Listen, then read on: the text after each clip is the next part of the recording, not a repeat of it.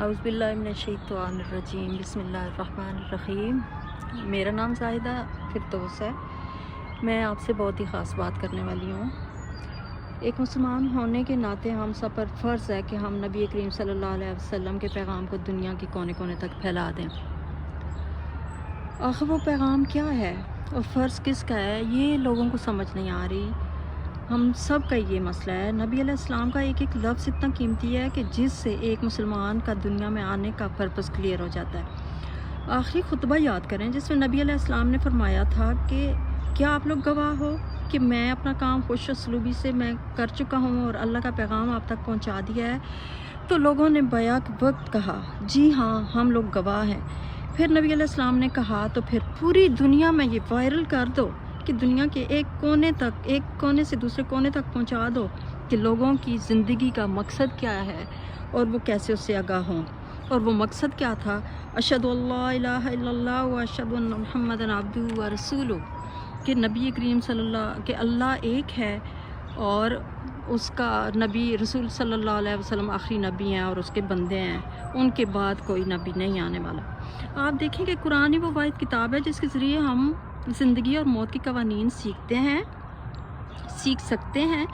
یاد رکھیے مسلمانوں کا یہ مقصد زندگی ہرگز نہیں کہ نماز پڑھ لے، قرآن پاک کا ایک پارہ پڑھ لے اور بغیر سوچے سمجھے جائیداد بنانے کی فکر میں لگا رہے یا صرف اپنی اولاد کے سکھ جائے۔ ہم پہ تمام دنیا کی ذمہ داری ہے، دنیا کے لیے بہتر سوچیں۔ اگر صرف اپنے بچے ہی پالنے کی فکر ہے تو یہ کام تو جانور ہم سے بھی بہتر کر رہے ہیں، لیکن اللہ نے ہم کو اشرف المخلوقات بنایا ہے۔ ہم نہ صرف اپنے بلکہ غیروں کے بچوں کو بھی سوچنا سکھانا ہے کہ دنیا میں جو بھی دین سکھانے کے لیے کتابیں آئی تھیں وہ سب سچی تھیں، لیکن لوگوں کا مقصد کلیئر نہیں ہوا تھا۔ یوں سمجھیں کہ پہلا صحیفہ آیا تو لوگوں کے لیے نرسری یا KG کی حیثیت رکھتا تھا، لوگوں کی سمجھ کے مطابق۔ پھر آسمانی کتب اللہ پاک بھیجتے رہے، لیکن جو لوگ خود کو کتاب کے کچھ حصوں کو خود ہی سمجھ لیتے اور باقی حصوں کو اپنی مرضی کے مطابق ڈھالنے لگتے، ان میں تعریف ہو جاتی اور کچھ نہ کچھ لوگ تو ہدایت بھی پا لیتے تھے۔ لیکن یوں وقت گزرتا گیا، کتابیں آتی گئیں، آہستہ آہستہ اوپر کی کلاسوں میں لوگ جاتے رہے۔ یوں سمجھیں دوسری تیسری میٹرک FA۔ اب جب قرآن آ گیا تو وہ تو سارے بکس کی اسپیشلائزیشن ہے، اب تو کسی اور کتاب کی ضرورت ہی نہیں ہے۔ قرآن ایک ایسی ہائی رینک کی کتاب ہے کہ آج تک نہ کوئی تعریف کر سکا، نہ کوئی غلطی ڈھونڈ سکا۔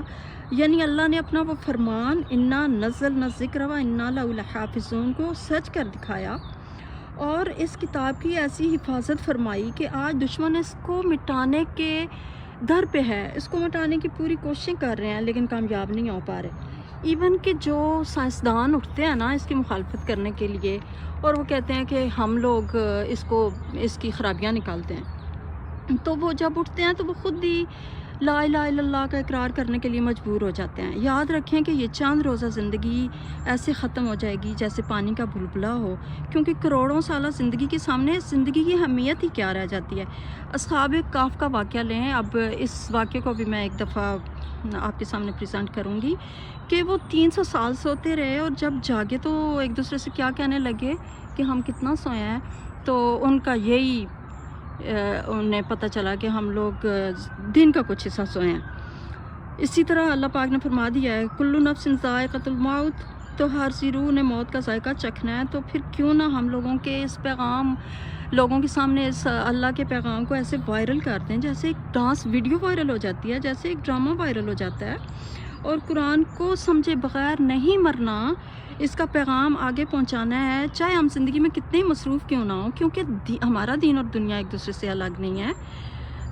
ہم نے کھانا پینا بھی ہے، کمائی کرنی ہے، رہنا سہنا ہے، انتظامات اس کے حلال طریقے سے پورے کرنے ہیں، زندگی کا ویژن کلیئر کرنا ہے، نہ صرف اپنے لیے بلکہ دوسروں کے لیے راہیں کھولنی ہے۔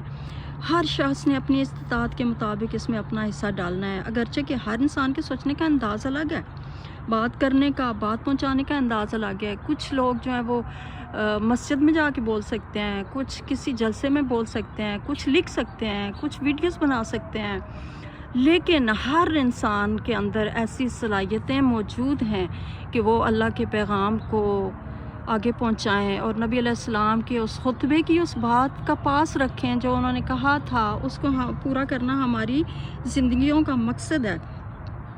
اور جب زندگی کا مقصد واضح ہو گیا تو مجھے یقین ہے کہ وہ زندگیوں میں وہ تبدیلی لائے گا جو صحابہ کرام کی زندگیوں میں آئی تھی۔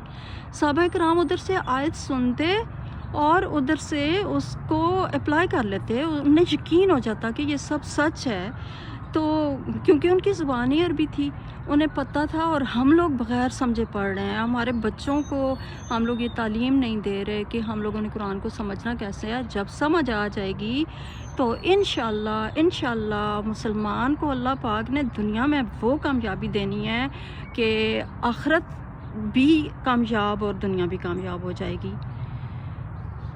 السلام علیکم ورحمۃ اللہ وبرکاتہ۔